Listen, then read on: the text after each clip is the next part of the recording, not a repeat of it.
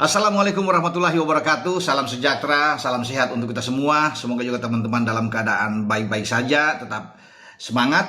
Dan kita sudah tahu sejak sejam 2 jam yang lalu bahwa PSSI akhirnya mengambil sebuah keputusan, ya, dengan pasti rapat exco di sini untuk memecat PK atau Patrick Kluivert, ya. Ini lebih cepat tentunya karena memang bagi saya ini bukan suatu hal yang mengejutkan teman-teman, karena tadi pagi kalau teman-teman menonton video saya sudah unggah, itu saya sudah ada sinyal bahwa siapa pengganti Patrick Kluivert. Saya tidak ingin mendahului walaupun sudah tahu kabar bahwa dia segera akan dipecat, tapi biarlah itu menjadi keputusan dari PSSI, dari Exco untuk bisa itu dan mengumumkan secara resmi, dan PSSI sudah secara resmi mengeluarkan pernyataan bahwa Patrick Kluivert dan seluruh staf kepelatihannya itu berakhir.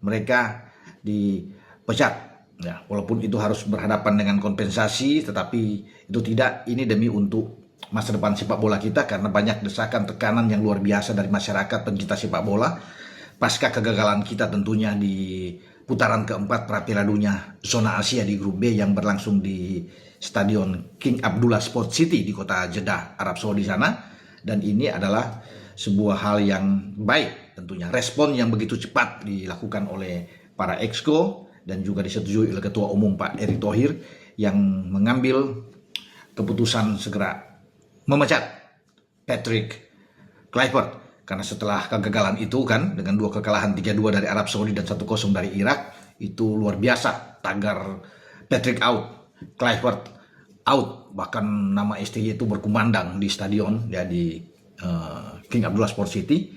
Namun saya juga sudah bilang dalam konten saya sebelumnya, ya, di pagi, bahwa STY sulit untuk kembali, dan itu pernyataan resmi dari STY sendiri berbicara dengan KBS dalam sebuah wawancara mungkin 2 hari yang lalu, bahwa dia tidak akan balik ke Indonesia setelah dia dipecat pada awal Januari tahun ini. Dan bagi PK, dia sudah melewati 8 pertandingan dengan statistik yang kurang mengembirakan tentunya. Ada 3 kemenangan, 4 kekalahan yang dialami dengan 1 kali imbang. Bahkan kalau dihitung dari rekor, ya, putaran ketiga dan putaran keempat, itu dia kemasukan 15 gol, ya, di sana, dan hanya memasukkan 4 gol. Jadi saya rasa ini suatu statistik yang baik.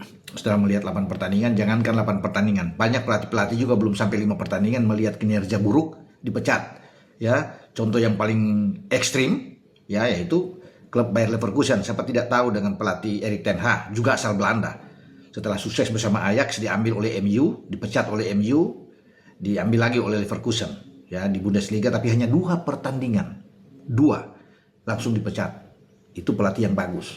Ya, apalagi dengan Kluivert sudah diberikan 8 laga, dan memang ini suatu keputusan yang baik, yang ditunggu-tunggu oleh masyarakat sepak bola, untuk kapan, ya, PK ini harus segera, ya, dilengsarkan atau pemutusan kerjasamanya. Dan sekarang bola di tangan PSSI untuk bisa menyiapkan segala sesuatu. Pasti kan ada bayarannya untuk pemecatan ini, sama seperti STY sebelumnya.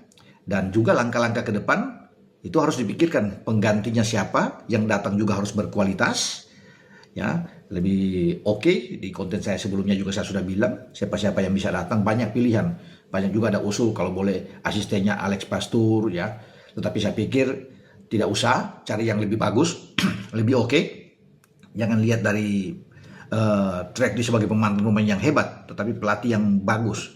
Kluivert ini sebagai pemain kan oke, tapi sebagai pelatih nol, ya, karena dia dipecat juga di Curaçao, yang saat ini Curaçao hampir pasti untuk bisa lolos, sedang menuju OTW untuk lolos ke Piala Dunia, pasca ditinggal oleh Patrick Kluivert, karena pengganti Patrick Kluivert di Curaçao adalah orang Belanda juga, di advokat. Jadi saya pikir ini suatu hal yang baik, ya, yang wajar.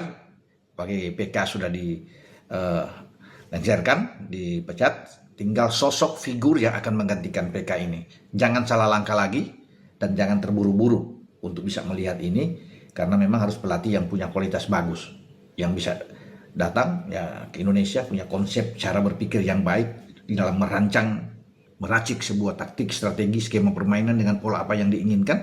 Karena semua pemain yang ada saat ini pemain-pemain yang sudah bagus, ya, yang ada di semua lini. Tinggal urusan pelatih yang akan meramu itu dan bisa membentuk tim yang kuat.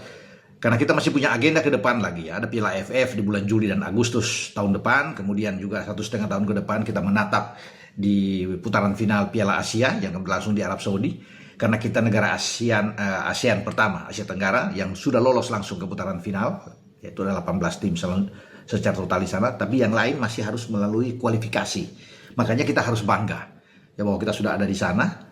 Dan seperti Thailand, Vietnam, Malaysia, Filipina, ya semua, Singapura, Myanmar, ya Kamboja, semua itu harus melalui kualifikasi. Kita enggak, kita langsung lolos. Inilah tugas PSSI untuk bisa menyiapkan tim kepelatihan yang solid, yang tangguh untuk bisa membawa kita lebih baik lagi ke depan. Karena setelah itu 4 tahun lagi setelah 2026 di Amerika, Meksiko, Kanada Piala Dunia, kita akan menatap kualifikasi lagi untuk Piala Dunia 2030. Jadi ya mungkin setelah 2026, 2027 sudah siap tim ini. Di 2028 untuk mulai kita mempersiapkan tim yang tangguh ya untuk bisa bersaing kembali. Ya kita harus bisa lolos untuk next. Apalagi dengan pemain-pemain yang bagus dan kalau pelatih yang oke yang datang, wah ini akan pasti disambut dengan gembira oleh masyarakat sepak bola Indonesia. Terima kasih untuk Patrick Kluivert dan seluruh staf kepelatihan yang sudah bersama hampir setahun ini di tim nasional. Ya, apapun itu tetap harus ada ucapan terima kasih karena mereka sudah tentunya berusaha dengan baik. Tetapi memang saat ini kita belum pantas, belum layak untuk bisa hadir di Piala Dunia. Walaupun itu hampir saja kita dapatkan, sayang sekali memang dengan beberapa keputusan yang tidak begitu enak dilakukan oleh PK. Ya terutama di putaran keempat ya yang peluang itu ada dan buktinya kan skornya tipis-tipis, kita dengan Arab, kita dengan Irak ya. Seandainya misalnya kita bermain imbang dengan Irak dan bermain imbang pula dengan Arab Saudi di